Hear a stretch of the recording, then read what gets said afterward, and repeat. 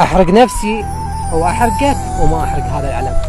مشاهدينا الكرام ومستمرين وياكم من كورنيش الرمادي، واليوم عندنا جائزة مهمة ان شاء الله تكون انت من اللي يربحون بيها ان شاء الله. بدون عمرك نتعرف باسمك ان شاء الله. ارشد. يا حبيبي يا ارشد. ارشد، عندنا هدية بداخل هذا الظرف، نحب قبل ندخل بالموضوع احنا اوكي؟ هذا راح تسحب انت الورقة وراح تتعرف على اللي بداخل الورقة، وبعدها راح ان شاء الله تكسب الهدية. اوكي خلاص. علم الاردن.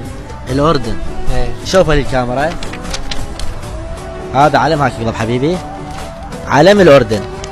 شو نعني لك هذا العلم؟ هذا العلم بلد الثاني. بلدك الثاني. بلد الثاني هذا. زين، احنا اليوم نريد نكون الاول بالعالم او بالوطن العربي. عندنا جائزة خلال تسوي شيء بهاي الورقة. اوكي؟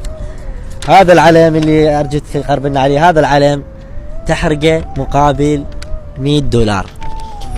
ما راح اسويها. $100 بلد الثاني هذا. بس $100. لا ما اسويها.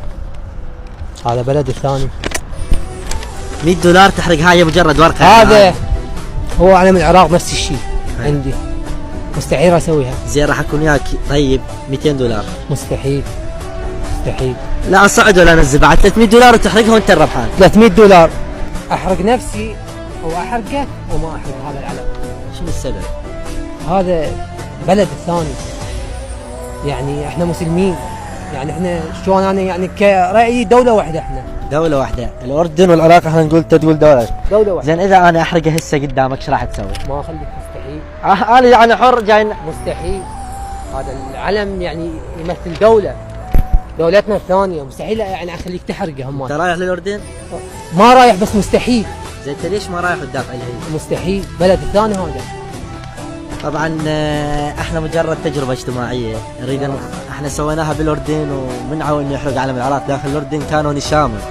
اليوم والله العظيم رسالة حبينا نوجهها، يعني الشاب جبنانا وانا وقفته وحرت اشوف يحرق هذا العلم.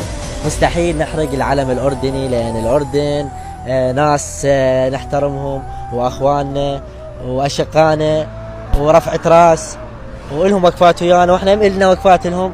فان شاء الله احنا دائما نبقى واحد وما حد يفرقنا، يبقى اللهم يحفظ لهم الملك عبد الله ويرحم الملك حسين، وان شاء الله نظل واحد ان شاء الله.